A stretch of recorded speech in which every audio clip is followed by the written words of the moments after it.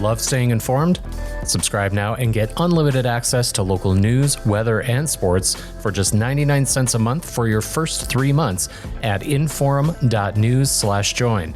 Read every story, listen to every podcast, and download the apps that keep you informed and on the go 24 hours a day. So head to inforum.news/join right now to subscribe. What are you waiting for? Get 3 months of local news for just 99 cents a month at inforum.news/join.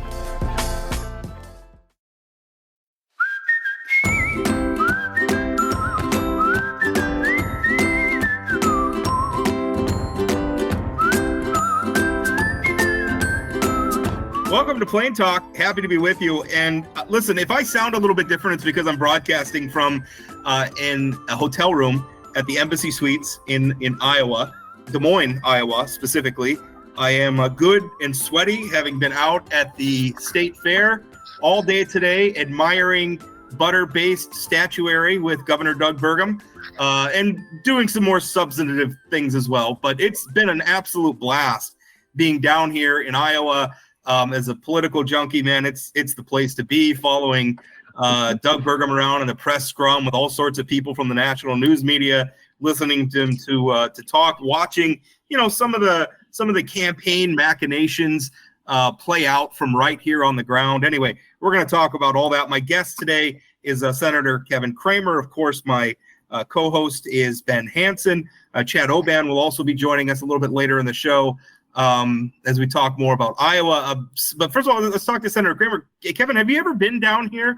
I'm assuming you have. You had to have been down here for the Iowa presidential experience. One would think, right? But I never have, as part of the caucus situation. I will say this: I've often been envious of Iowa. And in back when I was a young state party chairman and executive, and at one point as tourism director, actually pushed for and got an early North Dakota presidential primary. I always sort of, not only was I envious of Iowa, I sort of resented them for having so much to say about the Republican presidential nominee, because I just didn't think it was fair.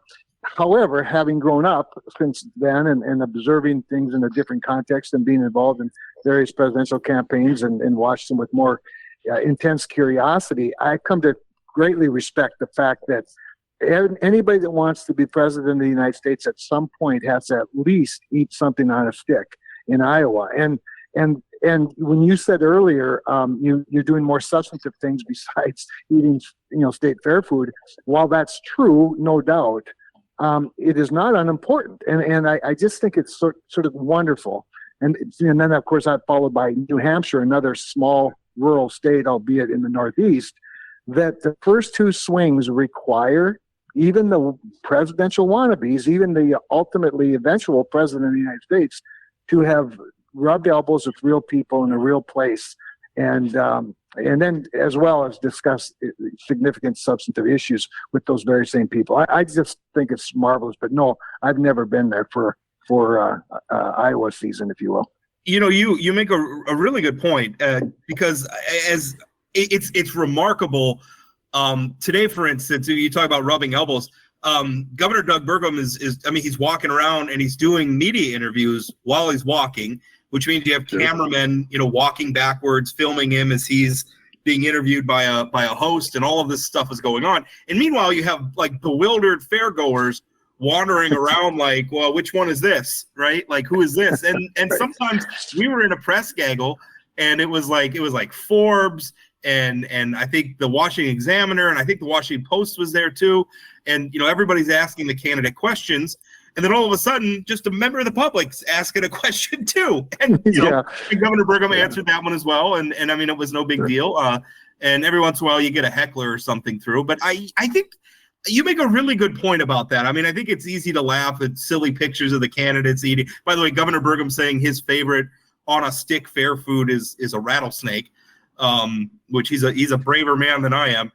But you kind of laugh about that stuff, but there is something about, getting these politicians out of the bubble and kind of dropping them down into a place where unexpected things can happen. That's not a bad thing.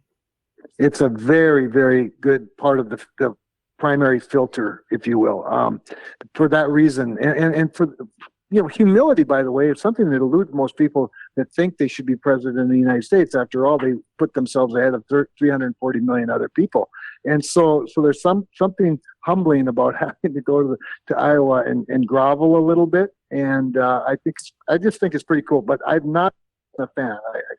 Probably my resentment was more because of my jealousy than it was intellectual. But that said, I think it's pretty great. And I think it's great you guys are down there covering it, by the way, for those of us that can't be there. I've read some of your stuff already.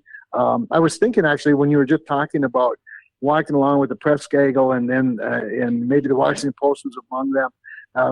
The Washington Post and then, of course, the syndication of George Will's columns has, I think, been probably the most flattering piece written about any of the presidential candidates. The piece that George Will wrote about a week or so ago in the Washington Post describing him. But when you said answering questions, there was a great line in there where he said having a something like having a discussion with Doug Burgum is like talking to a Gatling gun or something to that effect, because he can talk about so much so fast and switch gears so quickly. And I think, there's you got to be seasoned and practiced to be able to do what you're doing in Iowa. I swear to God, I will let Ben talk here in a minute. But just to that point, yesterday, Governor Burgum did the Des Moines Register. They sponsor what's called the Soapbox event, where all the candidates who want to get 20 minutes to give a stump speech. And Governor Burgum, and he started with a secret weapon, First Lady Catherine Burgum, who I think as this campaign goes on, people are going to recognize is more of a weapon maybe than they realize. But, he got up there, and at the end of his campaign, like, he's just going rapid fire through all this stuff. And I kind of think, like, the audience's head was left spinning. But at the end of it, like, he got off stage, and a guy stood up and said, wow, to the woman I'm assuming is his wife. He says, we ought to vote for that guy. So he's right. That's an accurate thing. No, I'm sorry, Ben. Go ahead. Well, you're fine. Senator Cramer, I wanted to ask you, in addition to serving in elected office, as you've mentioned, you were a young state party chair of the Republican Party. You've been in and out around the machinations of the local and national Republican parties. I wanted to ask, the last two winners of the Iowa GOP caucuses were Ted Cruz and Mike Huckabee. And for those of us keeping track at home, neither individual is president of the United States, nor were they even the party's nominee. Do you feel that Iowa's either lost some relevance or that there's some significance in that, or is it just part of the process? What would your take be?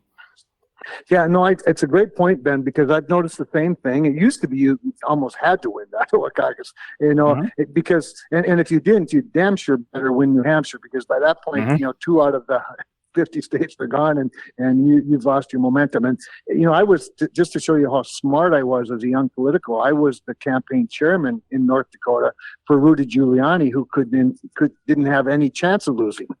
Of course, he flamed out quickly because he skipped Iowa and New Hampshire, and by the time he got to Florida, where he would have some momentum, it was all over. Remember that whole thing? He did that weird Florida strategy, and it completely blew up in his face. Completely, yes.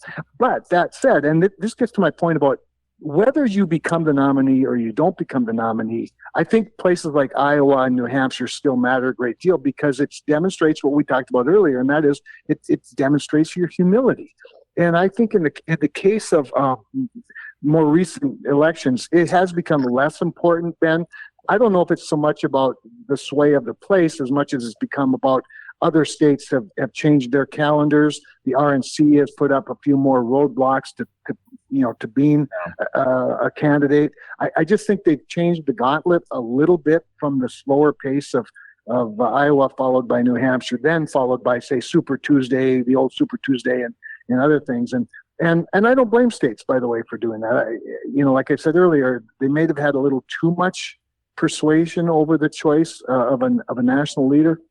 But I think it's more about that than it is about. There's still something special about having to go to Iowa. If I had my way, Senator. If I had my way, both parties would make it a little bit more of a lottery or a switch up, and you'd have a different first state every time. Let's have North Dakota be the first state one year. Let's have Oklahoma be the first state one year. Let's have Vermont, and make them, keep people on their toes. I think that'd be a good thing for running for president. Yeah, that's not a bad idea. Although I do like that some of these primary races are going deeper. into the race. I mean, the Yeah. era where by the time we get to New Hampshire, the winner's all but decided is maybe not such a good thing. It's maybe good that I know everybody complains, well, the process is too long. I mean, maybe, but on the other hand, it's nice if the competitive part of the process is longer. I don't know that that's such a bad thing. One thing that the governor keeps getting questions about down here is the gift card thing, which other candidates have emulated him. There's a lot of interest. I mean, it was certainly I want to say a provocative move, but certainly not one that, I mean, he played by the rules. He did. Unconventional, but yeah. If only because maybe nobody thought they had to make a rule about that. But he keeps getting questions about it. Do you think that's going to hurt him at all? I mean, do you think anybody's going to? I mean, if he gets up to the point where he's, in a good place and he's competitive, do you think that criticism is going to hurt him? I don't think it will hurt him in the net, because every transaction requires some sort of a risk-benefit analysis. And but for that, he wouldn't be on the stage. He wouldn't be on the debate stage. So while there may be some criticism, you can't argue that taking the high road to defeat is not all that noble when there's when you have to win to govern. So I think I think when you think through it and when he explains it, you have to conclude, okay, that was really smart. While not my cup of tea or whatever your objection might be, it was quite smart for two reasons. One is, while yes, he gave up $20 to get $1, and he really was paying $20 to get one more voter in a some sort of a pre-caucus or pre-primary poll. That's a bargain compared to what you have to spend in advertising to get that same percentage. So, and from a pure business standpoint, you'd have to say it was really genius. Now, that said, I will tell you guys this little bit of inside baseball that I've never shared publicly, and I hope Doug doesn't mind that I do. But when I saw that thing, break, I sent him a text and I said, based on my basic Kindred High School math, you owe me $100,000 in gift cards. he sent me a text explaining Bidenomics to me. I thought, that is so Doug Burgum. I loved it. I'll always stay on message. Say, Senator, I wanted to ask you a couple non-Iowa, non-presidential related questions. You just had a press release put out about the Surface Transportation Board and rail service, which directly, of course, impacts state of North Dakota with both the energy and the ag industry. And it looks like you are part of a bipartisan caucus looking to not exempt a couple of them from reporting some of their lag. What's the solution behind the spotty rail service that we've been seeing that you've identified? A bipartisan coalition around. Everyone wants to be working better. What do you think the answer is? The solution? Yeah, great question, Ben. I don't have to explain to you how important railroads are to North Dakota and to places like North Dakota where you have at best a duopoly, and I would say it's on the verge of a monopoly. Although I think the merger recently with Canadian Pacific is helpful certainly to North Dakotans. But that said, what's the solution? I think the solution is constant. Is constant oversight, just like what we're doing with with the letters, and that's getting after the STB a little bit. And not that they aren't necessarily with us, but I think even the STB as the regulator needs to know that their overseer is paying attention as well.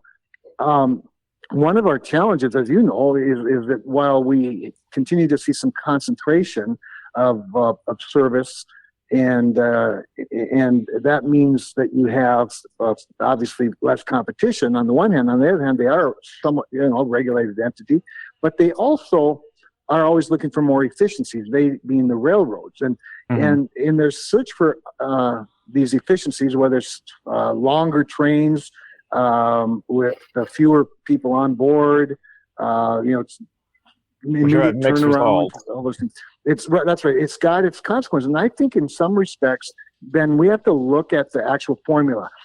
Having been a regulator of monopolies, one of the things I always tried to apply was, what would the market forces dictate here if there were market forces? In other words, if you had 4 of this entity rather than one, say, electric company or gas company or whatever the case might be, and apply some of those things. And some of those things include service, right? So I think that STB and the regulators need to apply certain service surveys, if you will. Are your customers satisfied? How many days are elevators waiting for cars?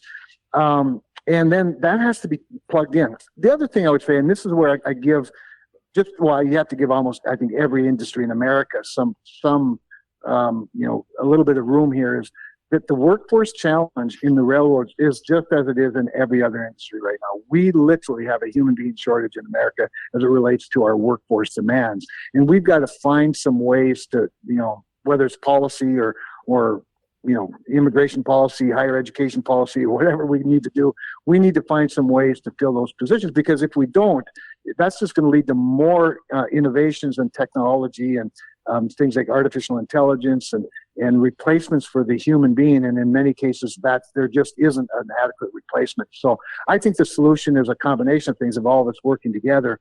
But I do think we have to apply service standards as well as sort of bottom line standards to the regulations, particularly as it relates to rates and what they can charge.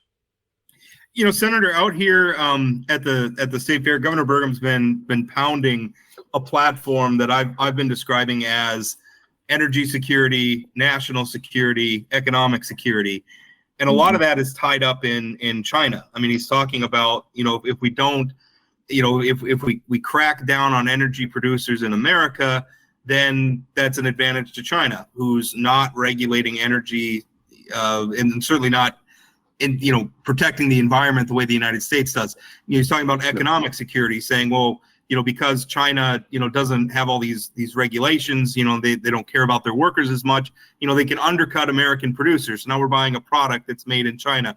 He's going down that list. I mean, clearly, if this man is elected president of the United States, his argument's going to be, let's make the energy here in the United States. From a congressional perspective, how likely is that sort of an agenda going to be to resonate in Congress in terms of sort of reorientating ourselves and recognizing that China, as Governor Burgum is saying, is that we're in a Cold War with China. I mean, do you agree with that? Yeah. How does Congress tackle some of those issues? Well, first of all, I do agree we're in a Cold War with China. China is our pacing threat. We have more short-term threats, probably. Certainly Russia is a more direct threat, but China is the pacing threat. Having said all of that, and Doug's 3 points there are right on point. And I think it does resonate. I think it resonates with at least half, if not a little better than half of Congress. But we have this other strain in our country that is based not on reality at all. I have Cramer's convictions. I have a number of them, several dozen of them. One of them is I reject the notion that every transaction requires a loser. And what I mean by that is the energy area is one of those areas. You can believe whatever you want about climate. You can climate change, whose fault it is, how real it is, how devastating it is, whether you're going to worship it or ignore it. And most people are somewhere between those two in the industry. But I do think there are opportunities, and I think it centers around economic security and national security, and I actually think it centers around climate change itself if you're willing to have an intellectually honest discussion about it. The cleanest barrel of oil in the world is produced in western North Dakota. The cleanest gas in the world is produced in the continent of North America, and most of it right here in the United States of America. The innovations that are going to drive lower emissions are going to come from the United States of America. And once we recognize that, instead of transferring our climate guilt to polluting countries, we can actually, I think, isolate the polluting countries and bring them into more into a geopolitical position that either goes more toward what the United States does in terms of cleanliness and production, not just of energy, but how clean you produce the energy relates directly to how cleanly you produce everything from food to manufactured goods and whatnot. But one of the biggest problems you have in this, and I could get in some trouble probably with some of my friends, but it's in many respects, it's corporate America itself. We need to recognize that we do it better and cleaner than anybody else in the world and give value to that. But we still have too many entities, including in manufacturing, that like the cheap stuff that they get from polluting countries, especially China. Okay, I get that, but trading our steel for China's steel, or trading our plastics for China's plastics, or especially in the area of critical things like food supply, pharmaceutical supplies, energy supplies, critical minerals, and those types of things, where we've acquiesced our superiority to our adversaries. I just think we just need to have the adult conversation, calm everything down, and show people that, hey, this is a winner for the climate as well as for energy production in the United States of America. This is a geopolitical winner. This is a national security winner. And right now, people are sort of dug in on yes or no. And as is often the case, the answer is somewhere in the middle. And not only that, but even if I'm 100% right and my adversary or opponent or my colleague on the other side of the aisle is 100% wrong on the topic, our system is built to find common ground and to find a compromise. And I know that's almost vulgar to some people, but that's the system that our founders gave us. It's still the best one in the world. And that's why I just reject the notion that you have to have a winner and a loser in every transaction. I think there are ways to have this discussion where there are winners, where the winners can identify themselves as being on either side of the issue. And frankly, I think Doug actually has the personality and the intellect to drive that discussion. To that end, would you then, Senator, support some kind of language in federal legislation, either giving tax breaks or incentives to, or even regulating folks buying more American-based or cleaner products that, like you said, corporate America, for lack of a better term, doesn't seem to be doing right now? Or do you think that's not the place of government? So that's a great question, Ben. I've been taking a lot of heat lately, as Rob has noted in the past, for my introduction, along with my friend Chris Coons, of what's called the Prove It Act. And what the Prove It Act does is it really authorizes the Department of Energy to take the lead, along with other agencies, on demonstrating what is the carbon intensity of about 24 produced products here in the United States. Things that are carbon intensive, things like aluminum, steel, plastics, energy itself, makes sense, and all the things that are associated with that. And once we determine that and do it on a global scale, and I've seen lots of studies, at least 3 or 4 different entities that have done similar things. When you see that, what you'll notice, and let's just say you take the United States standard and make it ground zero, you make it that the benchmark, which is what we're looking at doing, and then compare it to your trading partners and your trading competitors. And if you don't meet that, right? So the Prove It Act only collects the data. The next possible step in that, and this is where I take the most heat, is perhaps a carbon border adjustment mechanism. And I've made no bones about it. I've written op-eds in lots of national publications as well as local publications on why a CBAM can work. It's a trade tool that recognizes that our friends in Europe, for example, who already have a carbon border adjustment mechanism, they also, by the way, have their own carbon tax. But by having a Prove It Act, what you do is you first of all, you have the data, and then you recognize the fact that American businesses are already paying a carbon tax in compliance costs with the highest environmental standards in the world. Once that's acknowledged, then anybody that doesn't meet those standards, we shouldn't be allowing them to export into the United States without some sort of an import fee that puts our producers and manufacturers at a level playing field. Now, that is kind of heresy for a guy running for the United States. It's in the United States Senate that's up for re-election. But I think you have to have these kinds of discussions and put it in the context, then, of an America First trade policy. I was going to say, I think a lot of centrist Americans would be quite pleased with that policy, actually. Yeah, well, it's interesting. The National Association of Manufacturers is not, and so but we just need to keep the discussion going. These things take time to work through the process, and more importantly, through the discussion. But there aren't a lot of people doing what the three of us are doing right now, and that's having this kind of a discussion in an open forum like this. Senator, I wanted to finish up. One big topic that Governor Burgum's been asked about a lot down here, and it's not surprising because it touches on Iowa in a big way as well. Of course, the Summit Carbon Pipeline. We got some news recently, the Public Service Commission shooting them down, although, that process is certainly not done. Summit's going to come back and, with the new application, we'll see how that unfolds. You're in a unique position to talk about this. A lot of the things we're just talking about is innovations in America, talking about how the innovations to I guess tamp down our climate impact are going to happen here in the United States. I believe carbon capture is one of those. I think it's a very important part of the puzzle. And building this pipeline though has become, the world doesn't seem to like pipelines right now for whatever reason. But Governor Burgum, obviously a very strong supporter of that pipeline. He says he fully expects it's going to be built. You're in a unique position to talk about this. Not only are you working on this policy in the United States Senate, you were formerly a member of the Public Service Commission here in North Dakota. Talk a little bit about that process. I mean, can you give us some insight into where that's at right now, or how likely this pipeline is to be built? Yeah, no, I'm happy to. And first of all, I think the Public Service Commission, considering especially that it was a 3-0 decision, the Public Service Commission is unique, especially in North Dakota, in that they're first of all elected. Second of all, they're elected statewide, and thirdly, they're elected on a party ballot. And I say that because other places, for the most part, they're nominated and appointed by a governor, and in some cases they have to be bipartisan.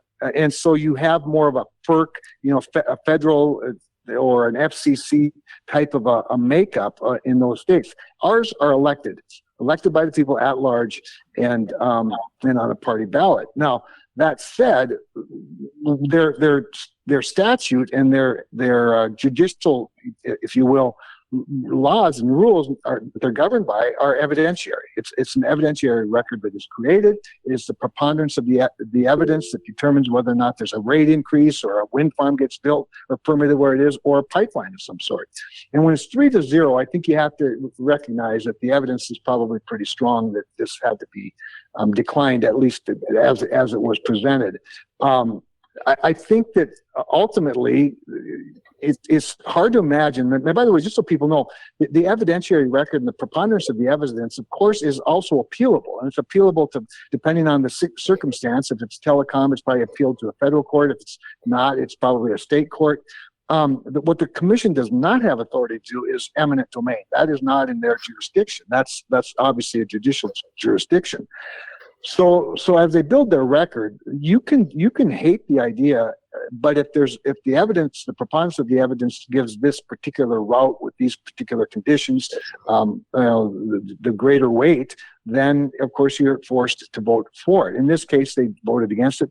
But I also add, and the reason I make the political point up front that our commissioners are elected on the party ballot at large is that at the end of the day, the proponents and the protestants both have a say, that citizens show up in the communities most affected by whatever the infrastructure is, and they get to raise their right hand, swear under oath not to lie, not to knowingly lie with the potential of perjury charges, and they get to have their say. And it's really kind of a wonderful thing because again, that's part of the evidentiary record. That is to say, how the community feels. There are interveners, and then there are the citizens themselves. And we're somewhat unique in that sense. So some of this is going to be political, for sure. Are the people that created our Public Service Commission saw to that. But I do think, in the long run, it's hard to imagine that a company that has the resource to summit, and they probably should have spent more of their resource, quite honestly, guys, developing a better record than they did develop from what I've seen in the record. I think they thought maybe if we go fast, we could get through this, and they were a little hasty. How you treat landowners does matter. I used to tell pipeline companies all the time, I'm your best friend in the world. And I carried the pipeline portfolio. I'd say, I'm your best friend in the world as a regulator, as long as you don't mistreat landowners. But you mistreat one landowner, and I'm your worst nightmare. And so it's kind of a wonderful process that we have here. So ultimately, maybe it gets approved, maybe a little different route, maybe more safeguards in place, but they're going to have to work a hell of a lot harder at it to get it done. Well, I think your point about, early on, I think they had some missteps about getting some of their personnel on land without permission, and right. in some ways maybe trying to Bigfoot landowners, and that's a mistake. Maybe it would have taken longer, but as my father always told me, you get more with honey than you do with vinegar. So Senator, thank you so much for your time, and we're going to end it there. Certainly appreciate you coming on, as always. Hey, my pleasure. Have a deep fried pickle on a stick for me, will you? I sure will. Thank you. All right. Thanks, guys. Bye-bye. Hi there, my name is James Wallner. I produce and host the podcast Dakota Spotlight, a true crime podcast that tackles historical and unsolved crimes in the upper Midwest. Follow along with me as we search for a missing girl, attempt to solve a 45-year-old murder, and much, much more. That's Dakota Spotlight Podcast, anywhere you get your podcasts, or at inforum.com/podcasts. All right. Well, that was a good interview with Senator Cramer, who is always great to talk to about. The thing I like about interviewing Senator Cramer is he'll talk about anything, and he's done so many different things in politics. We can talk about the importance of Iowa and everything. But anyway, moving on from that, I will tell you guys, it is an absolute blast to be down here at Iowa, to be walking around with the National Report. I palled around with Ben Smith a bunch yesterday. He's a former New York Times columnist, former Politico reporter, one of the founders of BuzzFeed. That was a lot of fun. Met, Wall Street Journal reporter. There's people from Forbes here. I mean, there's all sorts of people following Governor Burgum around. A lot of them have worked the Iowa State Fair in the past, so there's all these funny stories and anecdotes and everything. It's an absolute blast to do this, and I was surprised. I wrote a column before I came down here, and I was a little bit dismissive, about, it's a lot of stuff, candidates eating strange foods on sticks and admiring butter statuary and stuff. And it's a lot of times, like me as a political reporter / commentator, I don't have a lot of patience for fluff sometimes. But I was surprised, actually. There's a lot more substance going on down here than I expected. And I've been having a lot of fun covering Burgum down here. It's been really, really good. And also he a lot of the people recognize him. I have tagged him several times. He's got low poll numbers. When I was at the Iowa State Fair the first night, or excuse me, the Iowa State Fair parade, the first night I was here, he didn't get much of a reaction. Couldn't find anybody who knew who he was. But out of the fair, there's a lot of people coming up to him saying, "Oh, I saw your ads. I like what you have to say," et cetera, et cetera. He's, by that, anecdotally, he's getting traction now. I haven't seen a lot of evidence in the polls yet, but, that's where we're at. But I'll tell you, it's been an absolute blast down here. Hey, Rob, by the way, this is Chad Oban, normal Friday. Chad Oban, joining the second part. As normal, I don't introduce Chad at all. Yeah, which is becoming terrible. A podcast tradition. I always remember to introduce Ben, but not Chad. That's interesting. But I would hope that the governor is getting recognized a little bit after spending $10 million in the state of Iowa. The reporting you had between the parade and then the fair was a little schizophrenic in terms of if they know him, if they don't know him. So do you think that it's likely that you were just at a place where politicos were hanging out in front of the NDGOP booth, and that's why more people were recognizing him? It might be. It might be part of it. Because at the parade, I just walked down the route and was making conversations with. And the problem is everything you're doing. None of this is scientific. I'm just talking to the people who are around me. And it's a caucus, right? This right. isn't just the people you're talking to on the parade aren't going to caucus.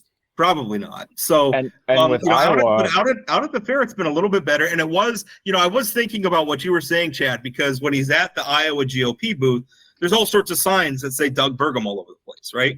So it's easy for people to identify. But we spent hours walking around the state fairgrounds itself, and sometimes people have to say, because the first thing they see is like all the cameras and like the press scrum around, and they say, well, who is it? And so, like, a lot of times people come up like, who is it? Like, they ask me, and I'm like, well, it's Doug Burgum, North Dakota governor. I'm like, oh, him. Oh, I like his ads, or stuff like that. So being recognized a lot more. Again, all anecdotal, not scientific at all. But I will tell you, there was a definite difference between the state fair parade and out at the fair, where he's recognized a lot more. I did enjoy that Kim Reynolds, when she was interviewing Doug Burgum, Kim, the governor of Iowa, at first accidentally introduced him as the governor of North Carolina. It was pretty fun. To Chad's point, though, with places like Iowa, that caucus is, in order to participate in it, which I believe is in February this year, is hours of a commitment, usually on a weeknight. And so really, truly, I don't know if it matters if a majority of Iowans even know him. What matters is those people who are at the end of receiving those mail pieces from Doug Burgum.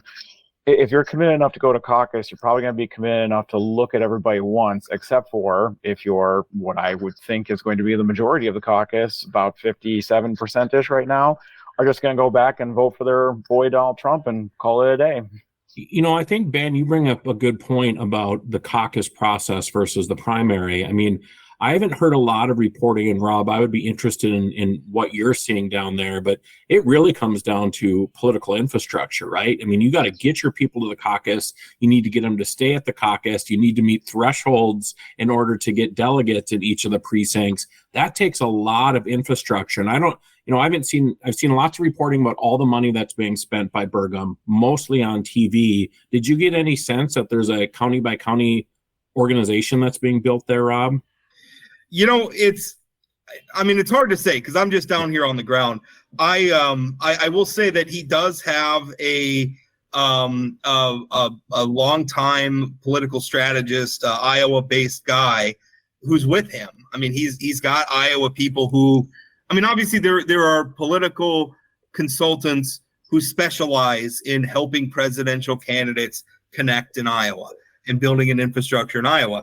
And he's got a guy, and now I'm trying to find his name, and I can't find it in my text messages now. But he's got a good reputation. So there's that, which is obviously true. And the proof is in the pudding. During one of the press scrums, I asked Governor Burgum about, the fact that he is so far behind in the polls. I referred to Donald Trump as he's got a prohibitive lead in the polls. And Burgum took exception to that, and he cited some examples of past Republican candidates who did not lead in the polls but won Iowa anyway. He mentioned Mike Huckabee. He mentioned Rick Santorum. My retort in the column I ended up writing about that answer was that neither of them went on to win the nomination. And neither of them are running against Donald Trump in the right. in what he is, the gorilla in this thing. The problem with Doug Burgum's metaphor that I've seen him answer multiple times with, he'll come back and say, I was in the software industry, and when I went to trade shows, I didn't just jump out and start trashing my competition. I talked about myself. That makes perfect sense within a business context. The problem is the metaphor breaks down because this is a winner-take-all contest, so sports are a much more apropos metaphor. If you're second, you might as well be last. And if he's anything but first in Iowa and New Hampshire, he's pretty much done at the rate he's at. And so comparing that and saying if you extend the metaphor of the trade show, if you're a software company coming in, I think he cites 64 people competing in the space, and it's your first year and you go from 64th up to 10th, that's a great success after your first year. If you go from dead last, 13th, whatever he's been at, up to 5th or 6th, whoop-de-doo. That's good for a cabinet position, maybe, which he stated he doesn't want. So he needs to have an answer for what's he going to do to get to number one. Ben, I really appreciate you sort of quoting Ricky Bobby. If you ain't first, you're last. Because there's some truth to that. Yeah. So to extend that metaphor, we could say that Governor Burgum needs some shake and bake in this campaign. Having gone down that road, there are two recurring themes. Whenever he sort of stops, pauses to open things up to questions, and the questions that he's getting from the sort of the national press corps and some of the local, like Des Moines Register and stuff has had a reporter following him around as well. Kind of the recurring two questions are about the gift cards thing. People still find that very curious. There's a lot of talk about whether the RNC is going to ban that practice or what have you. I don't think that hurts him at all. I mean, we're operating in a political environment where the front runner in this field is under multiple criminal indictments. I don't know how much voters are going to get hung up on Doug Burgum walking up to the line on donor rules. So I think it's a curiosity more than anything else.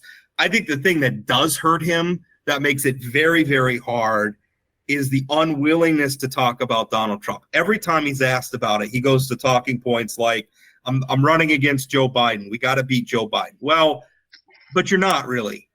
you're running against other Republicans for the chance to campaign against Joe Biden. By the way, he's made it clear. He was asked a lot yesterday about the debate pledge, whether or not he would support the Republican nominee. He must have signed it during the course of the day, because in the morning he said that he was going to, he hadn't signed it yet, but he was committing to voting for the Republican nominee. He answered another question about it later in the day, and he said he'd signed it. So I'm assuming he must have signed it at some point during the day. But I think that's. I love that inside baseball galaxy brain pledge thing that no one cares about. You know who didn't sign it last time? Donald Trump. You know who's the nominee last time? Donald Trump. Yeah, he didn't sign it. Burgum was asked about that today. Doesn't matter. Nobody cares. But it's also potentially dumb. I mean, if Donald Trump is the nominee and sitting in prison, now Doug Burgum is saying, I'm going to support the guy. I mean, I thought Chris Christie's answer was the best. Like, he says, I'm going to sign it and I'm going to take it as seriously as Donald Trump took it. Yeah. Which, treating it like the disingenuous thing that it is. Because everybody knows that Donald Trump is not going to support it. But you're right. But I think this is the very difficult thing, this reticence. You don't, like, I asked Doug about this directly. You don't get into this race if you don't want to defeat Donald Trump. Like, if you want Donald Trump to be the nominee again, you don't start your own presidential campaign to campaign against him. You support his campaign. Right. You can say all you want that I'm running against Joe Biden, but he's going to be on a lot of ballots between now and November of 2024, where he's not on the ballot against Joe Biden. He's on the ballot against Donald Trump.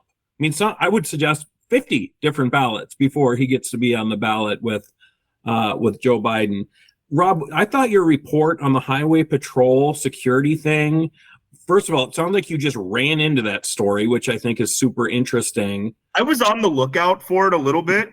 But I mean, so I could add just a little bit more context because it's kind of colorful.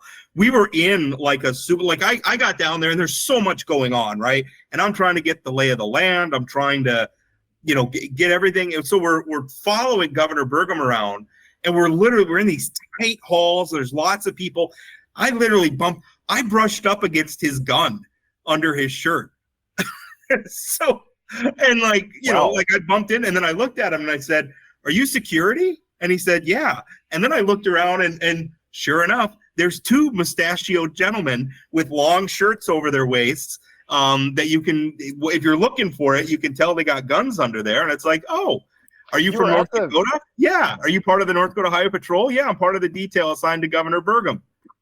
There it is. So what I don't understand, I get we want to keep the governor safe. Absolutely. But Nowatzki not responding to sort of anything having to do, he doesn't have to, say what exactly the detail looks like or whatever.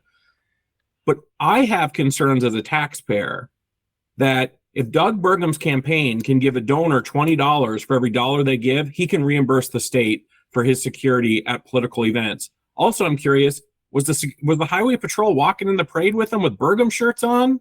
I mean, I don't know the answer to that, but I hope they're reimbursed. I think I could get the answer to that. I think when presidential candidates have Secret Service, they have to reimburse the federal government for that coverage. I'm going to go back and look at my parade pictures now, because they may have been. Well, I just hope that they're going to reimburse the state. Yeah, because to your point, Chad, at the end of the day, running for president is not part of the governor's duties versus there are conferences governors do wind up going to that might not pop to the average citizen as a thing that they would think of their governor doing, but it is kind of part and parcel of what they do, and security is part and parcel of what goes in with that. And like we all agree, we want the governor to be safe, and unfortunately in an unsafe world, this is probably necessary. But right. I just went back and looked, and yes, at least one of them were in the parade. So that now he wasn't wearing a Doug Burgum campaign shirt, and he was walking out on the edge. So yeah, and I suppose what else is he supposed to do? I mean, listen, I'm not being critical of these guys are just doing a job, right? And I'm not even critical of the job that they're doing, because I want the governor to be. I don't want anybody to get hurt. Yeah, no, we're talking about transparency, though. That they should reimburse the state.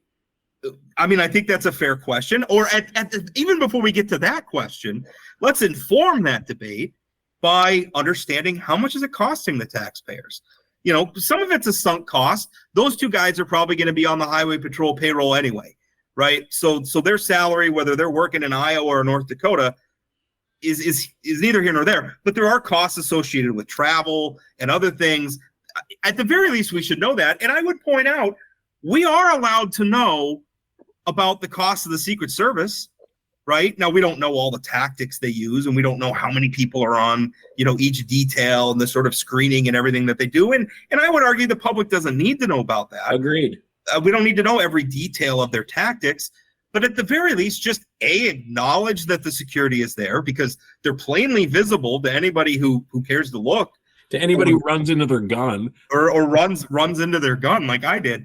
And then on the other hand, just acknowledge the basic cost of it. Like it is absurd. And I would argue they make it a bigger story than it has to be by doing this. Like I think their response, you know, is like, why do you care so much about this? Well, I don't know. Like, if you want to attract reporters to a thing, stonewall them, because I'll tell you, like, that's how it is for me. You stonewall me when I'm trying to get information, you're going to attract me like a moth to a flame.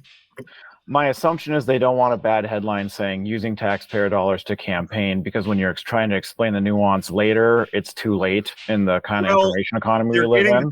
They're getting the headlines anyway. So they are. I wanted to ask you guys what you thought. You know, Rob had mentioned that Burgum's hired somebody who's kind of a known operative in Iowa to get to know Iowa Republicans, and that's just smart strategy on his part. Any Republican or Democrat worth their salt running in Iowa, back when the DNC was doing Iowa First as well, did the same thing. What do you guys think about it? It's kind of pie in the sky, but I've had this idea since the Democrats changed their first state to South Carolina. I'd love, and they're private clubs, they can do whatever they want to. I would love it if both major parties did more of a lottery and had a different first state each time with the following benefits. One, keeps people on their toes. You want the most dexterous nominee for your party, so why not have somebody who can react and play well given whatever state? And two, feel free to poke holes in this. As hokey as it sounds, it might be like kind of a patriotic national highlighting of what that state does. Think about, you know, we have candidates that have to answer questions about where you store energy waste in Nevada. You have to talk about ethanol in theory. When you go to Iowa, you have to talk about the pancakes. I don't know what New Hampshire people talk about, but you have to talk about it when you're there. If you talk about freedom, Ben. Yeah, talk about freedom. Yes. Talk about why your state isn't just a rectangle and you guys in Vermont don't just merge, because it would make more sense on a map. But if you had a lottery and had North Dakota go first. I don't know if I'm going to sit still for any more of these slurs towards the proud Americans from the Northeast, Ben. I don't know who got a bee in your bonnet about New Hampshire and Vermont, but I think, Ben, what's interesting about that perspective is when I used to work in the party structure, you know, the one thing that Iowa Democrats could always count on is $100,000 or $250,000 from every presidential candidate just to buy their voter file. It's an industry. So the Iowa Democratic Party, I assume the Republican Party in Iowa, are two of the best funded state parties because presidential candidates come in there and just give them all the money for access to voter lists. You know, one of the things that I heard in a conversation with a random fairgoer is, you know, they were saying, you know, Iowa shouldn't go first because it's not representative of the country as a whole. And I would say, A, that's true. But also argue, B, that no state that you could pick is really going to be representative of the state as a whole. I mean, depending on how you're going to measure it. I mean, even you go to South Carolina, to Ben's point, you know, setting aside demographic interests, you know, South Carolina, the industries that are important, the issues that are important to South Carolina are not necessarily going to be what's important to North Dakota or Texas or Vermont. I really like the idea of rotating the states. Start in a new place every year. And you want to hear my crappy political fanfic rule about, though, you have to exclude the top 10 highest population states, because I wouldn't want people just buying. Well, because I don't want the first primary in California or Texas. It's too big. You're gonna eliminate every small state candidate. Ben's going to drill this down to a drawing between North Dakota and South Dakota as to who gets first. It's just the bottom 40 states. You can throw in North Carolina. You can throw in, I also think like doing like regional sort of, so like the first day is 3 states that are sort of clustered together or something like that. So it's not just Iowa, not just New Hampshire, who have so much power in sort of creating the momentum of who our nominee is going. Less so Iowa by the results the last decade or so. But apparently the Democrats don't care at all, because Biden did horribly in the first 2 states and then became the nominee and the president. That's true. Uncle Joe came through at the end there. To that point, about whether or not Burgum's campaign can catch fire here at some point. I'm still very much a believer that it can, if only because it's so flippin' weird. Now I don't know if these legal scholars are talking about part of the 14th Amendment that I wasn't aware of, where you can't run for president if you've fomented insurrection against the United States. So there's going to be a push to not have Trump on the ballot. There's the multiple criminal indictments. It's so weird. If something significant happens that Trump's out of the race. But yet, Rob, all of these candidates are committed to supporting Donald Trump. Yeah. No, and when they do it on the debate stage, they will eliminate themselves from any kind of spark they could catch. Donald Trump won't be there. He'll have a rally where he makes fun of their looks and personalities and calls them nicknames, and then he'll get 60% everywhere. Rob, my point is they sort of deserve what they're getting, right? So few people are standing up to him. So few Republicans are saying, all right, that's enough. God bless Chris Christie. How craven does it look to, like, you're Doug Burgum and you say, oh, of course, I'll sign the pledge, of course I'm going to support, and they all have to, be kind of obsequious. Oh yes, of course. Because the reason that's a big question mark is because Trump's in the race, and Trump very well could be convicted of important felony crimes by the time the general election rolls around. That's why if it was a question, if it was just like Chris Christie and Mike Pence and Doug Burgum in the race, of course, that's not such a fraught. I'm a Republican. Right, of course I'm going to support the Republican candidate, but it's a fraught question because Trump. But who's the person who's not going to sign the pledge? Trump. It makes the rest of these candidates look like a bunch of lackeys, like a bunch of limp noodles, and Trump's the strong man. It all plays into Trump, and none of them stand up to him. And I'm sorry, I understand that Doug Burgum doesn't want to talk about Trump, but you're the person who decided to campaign against him. You started this campaign. You have to defeat Trump to advance to the general election. So for crying out loud, talk about him. Why you and not him? And at this point, you're in the 7th or 8th inning. You can't keep bunting when you're several points behind. You got to swing the bat, swing it hard. Well, and not even several points behind, at several points. Several dozen points. Yeah. But don't you, so you're down in Iowa. I've always thought that Burgum might have a better shot of moving numbers in New Hampshire just because it's a primary and you can buy more votes sort of thing, just through the media. And then he obviously has a really close relationship with the governor there, who is, said that he likes Doug and he hasn't endorsed, but he's on the list. And I think Burgum also kind of fits the profile of the sort of Republican that wins in New Hampshire as well. So do you see them shifting? Are they is their focus 50-50 between the 2 states right now? Are they more in Iowa, more in New Hampshire? I don't have a sense of that. Do either of you guys? Burgum's staff, they were, I heard them being interviewed, and one of the staffers, I think it was Lance Trover, but don't quote me on that, was saying that they're splitting in terms of the candidates' time. They're splitting 50-50 between Iowa and New Hampshire, because after this they're moving on to New Hampshire. I've said what's and then you look at the super PAC, which obviously the super PAC is its own entity officially, quote unquote.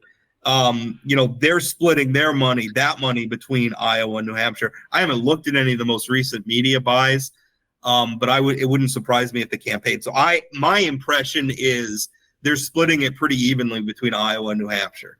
They're not. What they're doing in Iowa is not superficial. And even today, I mean, just as another anecdote to support this, Burgum's sort of Iowa campaign coordinator, whatever his official title is, he kept grabbing Doug when he would spot, sort of local Iowa GOP dignitaries. He would grab the candidate by the elbow so they could come over and take a photo and he could talk with them. I mean, they're working it in Iowa. I mean, this is not a superficial thing they're doing here. And he's made a pledge to hit all 99 counties before the February caucus, which, I mean, if you're worth your salt, you do, but I'm guessing not everyone's going to. I'm guessing Trump won't.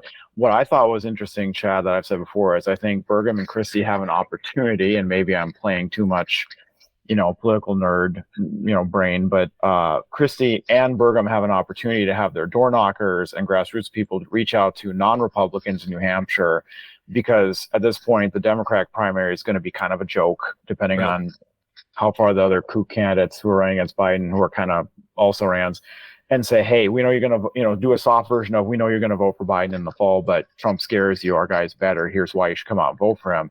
Because those people probably won't get polled, because they're not likely Republican voters. You can bring them over or turn them out, have them vote for you. Now, that works pretty much once in New Hampshire, and a narrative can be built against you by anybody who's running against you who finds it out. But if I were them, I'd try. But there's another narrative that could come out of that too, Ben, and that's look at my candidate doing so well with independents, and what does this mean for the general? And then that gets used moving forward. Rob, you brought up the super PAC. I was a little surprised that they're just basically doubling down with the exact same message in the exact same places as the campaign is. I thought they'd use the super PAC to maybe drive a slightly different message, or maybe expand it to other early states or nationally. But it really just seems like more of the same from what I've seen. I was surprised by that. Yeah, I mean, one of the so the reason why a candidate has a super PAC is first of all, the looser donor rules. But also I think there's some, because it's independent, the candidate has a degree of plausible deniability. So maybe the super PAC can do some things that the candidate doesn't necessarily want fingerprints on, For sure. I mean, they can go after Trump the way Burgum would want to. Yeah. So far, and let's be honest. I mean, the super PAC's it's not even 2 months that it's been in existence, but I mean, we're also operating on the timeline of the campaign. So I don't know. The candidate doesn't want to talk about Trump. He's annoyed every time somebody asks him about Donald Trump. He just doesn't want. He's going to have to get over that right fast, because that's the next year of his life if he sticks with this thing, and if he's past New Hampshire. Well, again, I don't understand. I don't understand why you jump into a race where your opponent is Donald Trump if you don't want to talk about Donald Trump. To me, that's the logic. Like, why does everybody keep asking me about this? Because your position is ridiculous, Governor. It is. It just is. I'm going to campaign against this person, but I'm never going to criticize it. That makes no sense. It makes no sense, because at the end of the day, when he has gotten in a couple of oblique jabs when he was doing the interview with Governor Reynolds earlier today, one of the things he said, he didn't mention Trump by name, of course, but he said leaders don't blame other people.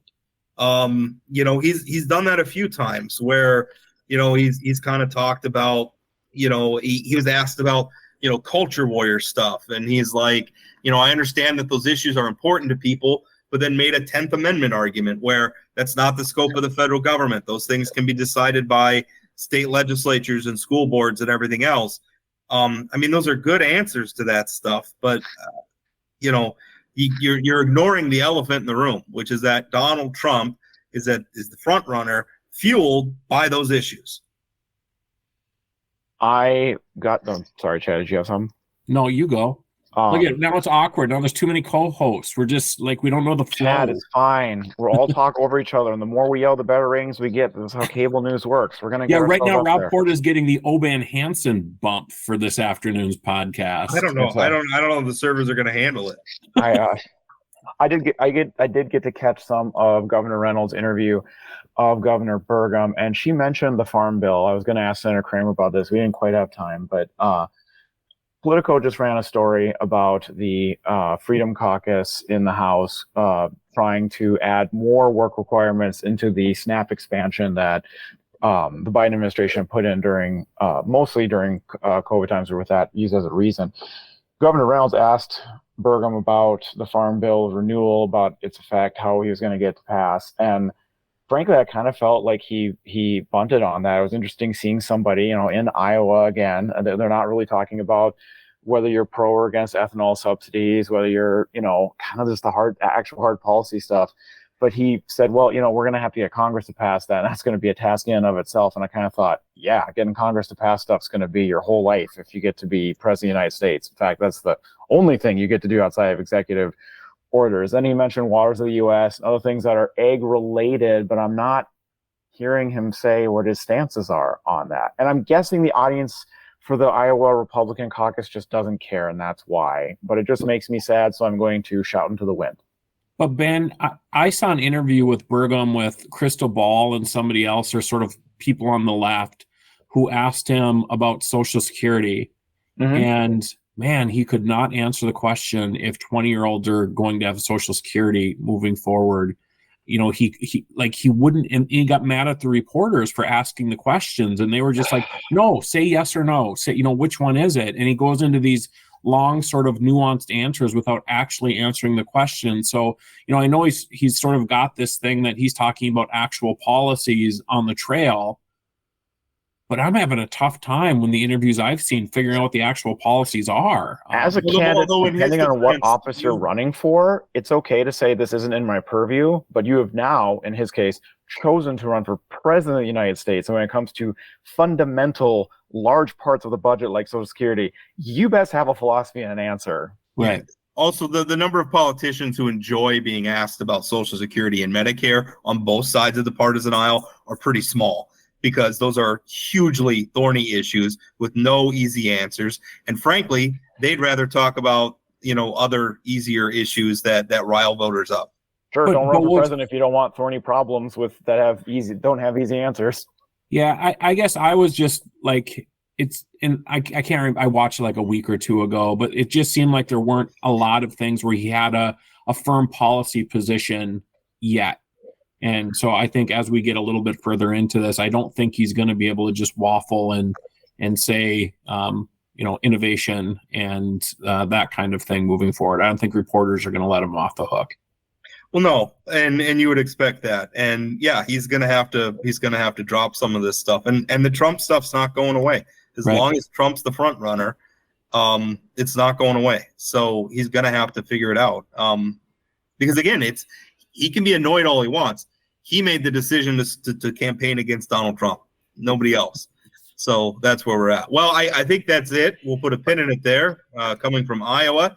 And so much fun. Or wait, Ben's asking me in the chat if I want to hit the Williston School Board election real quick. Should we talk about that? I just put up a column about it before the show. I don't know if you saw it. No, I'm so jacked up about this. I heard about it on Wednesday morning. The Williston Education Association worked their tails off to make sure that the Moms of Liberty candidates got beat up. I mean, the town of Williston stood up for its public schools. Is what I wrote a column about it real quick. Taking time out from my busy presidential politics schedule down here in Iowa, took time out to write about the Williston School Board election, which should tell you how important I actually think that is as an anecdote for statewide politics, because there's a lot of things in play there. You have, Josh Gallion, who's very much a part of the sort of faction that's taking over the Republican Party. He was out there basically, which by the way, I think is so wildly inappropriate that the auditor is using his audits to try to further political, and I'm not saying there was even necessarily anything wrong with that specific audit, but the way he's trying to use it and push himself, to push the audit out there and to campaign on it, I think was wildly inappropriate. The recall election that, Chad, as you said, was sponsored by the Moms for Liberty, sponsored by the Sons for Liberty. They tried to flex their muscles. And by the way, what is I would argue, one of the most conservative spots in North Dakota. It absolutely is. And I wish there was some kind of ethics rule about him trying to like influence an election. I know there isn't, and I know it's hard to write those, but it's gross. It's really gross having someone who's supposed to be doing the duties of an auditor getting involved directly in local elections and lobbying for candidates. That's stinks. But here, so the Moms of Liberty candidates lost by a 2-1 margin. This wasn't even close. And again, the most conservative area of the state basically sent a message. We want our public schools to be well-funded, well-ran. We don't want to talk about book bans and LGBTQ and all these other scenarios. We want to support our public schools. And so the teachers and the parents and the taxpayers of Williston stood up for their public schools. And I think it's awesome because groups like Moms of Liberty are trying to do this and take over school boards all over the state and all over the country. And this is a really big deal for Williston. So one thing about, and talking of, bringing, I agree, big deal for Williston schools. And then in the political sphere, I think it's more evidence that the sort of politics, culture war politics, populist politics, whatever you want to call it, what they're pushing has limited appeal in the broader electorate. I think that faction of the Republican Party has had a lot of success. Clearly, they elected one of their own to be the state party chair. They've had a lot of success in taking over district chairs. Sandy Sanford narrowly by 1 vote was elected party chair. So they've had success there. They've had success electing legislative candidates. But these are such small elections. I mean, these are a legislative race. You swing a couple hundred voters, you can win. In a district, you bring a couple, I almost cursed there.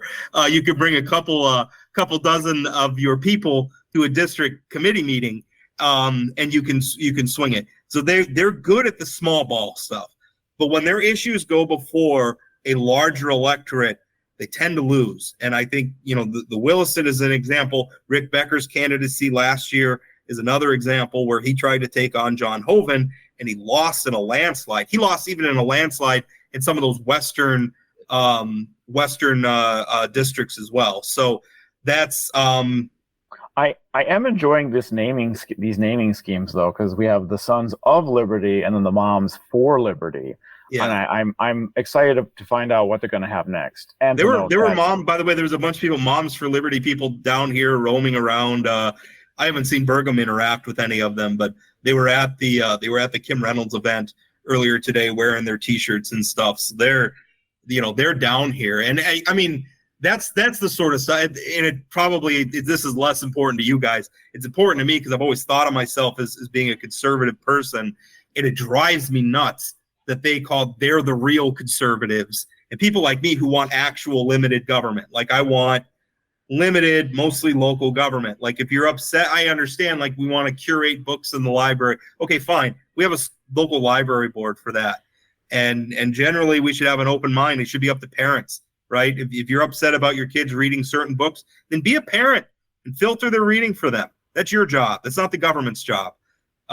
That to me, that's the limited government conservative position. But people like me are, we're the bad people now. But anyway, I thought what happened in Williston, again, as I'm writing for my statewide audience in a Fargo-based newspaper company, why should you care about the Williston School Board? Well, it's an anecdote that shows that some of the things we saw happen at the legislature, some of the things we've been seeing happen in the Republican Party is not as popular with the general North Dakota electorate as they seem, even again, in one of the most conservative parts of the state. So you're right, Ben. That was great for us. Good idea, Ben. Good job. And good co-hosting, buddy. Well, thanks. I just was excited that they chose the name Sons of Liberty because in 9th grade, I was really excited about Metal Gear Solid 2 Sons of Liberty coming out. And I can't wait for the next, video game related thing so that I can watch people cosplay democracy in my state. That's the other thing that drives me nuts is I love the American Revolution. I'm such a nut about American history. I love this stuff. And they wrap themselves in this stuff. And it's like, you're the opposite. of what that is. Anyway, Well, I did it. I had Chad Chad's- compliment me, and I just undercut it with a juvenile video game reference. Just immediately pulled the rug out from. Yeah, I Which know video that, game did you just reference? The people who I know who listen to the podcast are like, I wish it would go for another 30 minutes. That's what they generally say to me. Mhm, Really? mhm. That's No. what they want? Nobody wants more than an hour. All right. Okay. I'll stop. All right. So we're going to put a pin in it there. Thank you so much for listening. Next week, we should be back to the normal podcast schedule because I will be back in North Dakota once again. Anyway, thanks for listening, and we'll talk again. And I'll notice we're closing at 1 hour and 8 minutes, Chad. So stop it.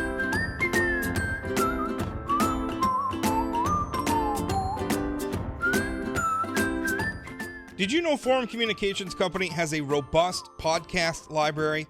At inforum.com/podcasts, we have everything from politics, sports, true crime, outdoor adventure, and more. Visit inforum.com/podcasts and explore them all today.